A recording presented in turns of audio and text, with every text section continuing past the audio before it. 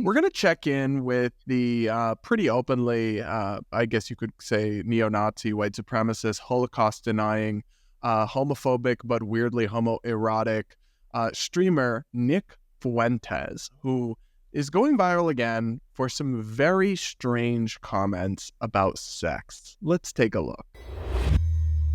You should not seek sex, because if you seek sex, you will become gay, because sex is a gay act. It's totally gay. The straightest thing you could do is to never have sex. And everyone knows that's true.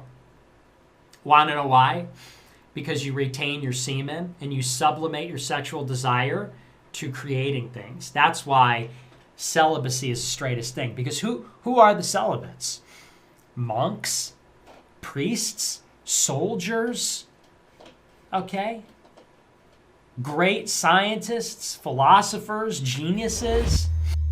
So, did you know that for heterosexual men to pursue sex is gay, Hannah?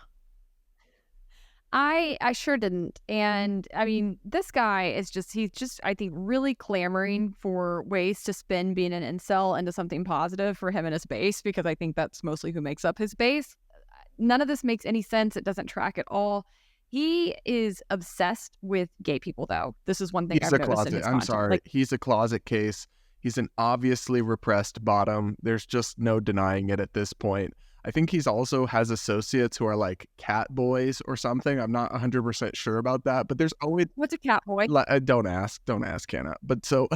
You said it. Now you have to explain. What's a cat boy? I think like a fetishy thing, like a boy that dresses like they pretend to be cats. Or maybe they just like wear cat ears. Or I can't say I've explored this particular thing, but I've seen that. I'm not 100% sure about it, but there's always been with the alt-right, they're extremely homophobic, but they're also extremely like homoerotic in a strange way that I think you often see in repressed closet cases. And I've got to say, like, to me, obviously what he's saying is absurd. Everything in that is absurd. There's nothing gay about acting heterosexually, and almost none of the people who pursue sex go on to become gay. It's not really how that works. But to me, I actually know somebody who knew Nick Fuentes before he went crazy, and he was a student at Boston University. He was apparently like a normal, sane conservative at one point. And essentially his story, his descent into outright Holocaust denial to the fringes of the fringes, is one where he just kept being pulled further and further to the right and to make more outlandish statements, because that's the only time anyone noticed him, right? He's not particularly talented or intelligent or insightful. So his only path to attention was to go more and more extreme every time. And that's a phenomenon I think we see outside of the alt-right in all media, this audience capture, this incentives to be ever more outrageous, to constantly just try to say the thing that will trigger the libs. And at some point, you've become, your outlandishness becomes so normalized that you have to actually start saying just truly unhinged things to even make a blip on the radar, and you turn into just a meme, a joke, and that is what Nick Fuentes has become. Yeah, I think that's a serious problem. It's one reason Brad and I, when we were discussing our business model with base politics, chose to go the nonprofit route, because we looked around us and we were rightfully concerned about what's happening to many conservatives in the media. When you live and die by clicks, I think the incentive is to keep saying crazier things, fringier things, to go with whatever's popular, and you start moving away from truth and principles quite quickly, and that's really contributing to the demise of our political discourse, and I think the outcomes of our public policy discussions as well. So he's a terrible example, but a good one, I guess, of what can happen if you don't guard yourself against that. I've never understood the weird tendency of some libertarians or like internet personalities to like collaborate with him or pal around with him just because they think it will get clicks or something. I mean, like, I don't believe in strictly policing people's associations, but at some point, like when somebody denies the Holocaust, makes jokes about baking Jews into ovens, like, you don't want to be sharing a stage or a platform with somebody who's just truly vile and reprehensible, even if it will get you clicks. That's the same problem we're seeing now with these right-wing media outlets like Candace Owens just did this for the Daily Wire, interviewing and platforming Andrew Tate, even though we know now about all his predatorial, pornographic, pimp-like behavior and abuse of women that is alleged. They just know that anything attached to him will get clicks and views, and that's worth it to them, I guess.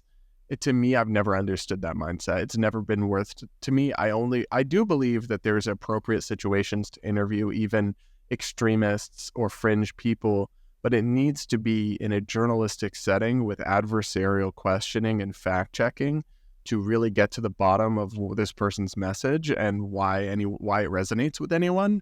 But like friendly platforming extremist divisive figures just because you know you'll get clicks and make money off of it has always struck me as an immoral and just really like shitty thing to do.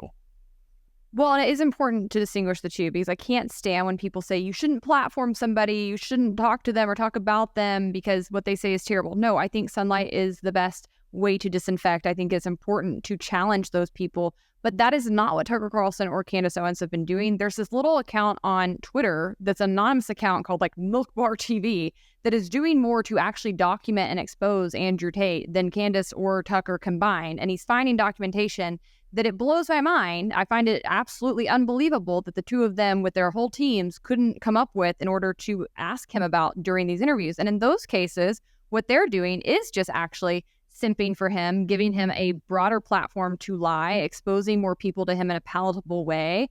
I think that's trash. It's garbage. It's not journalism. And I think that they should be equally condemned for those ridiculous, just complete puppet acts that they've been performing recently when it comes to that is not what we need in conservative commentators or media members or journalists.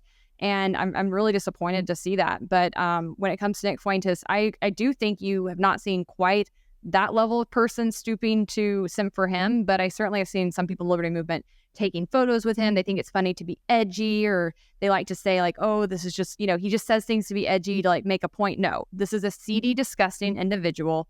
He has awful racist views. There is no excusing the things that he says. It's not okay. Just because somebody you dislike somebody does not make them your friend. Yeah. That is a child mentality. Grow up. Yeah, you'll see all the right people hate him or something as like, dude, that is a 5th grade level logic. I mean, are you smarter than a 5th grader? No, clearly not. No. Or you'll see them say they have more influence than you do. And I'm like, lots of terrible people have gained influence. That is not a measure of success or I'm also not sure that's why you true, should but even if it is. Right. Well, and especially see that with Andrew Tate more than I see Fuentes. He has more influence online than either of us do. Yes. Sure.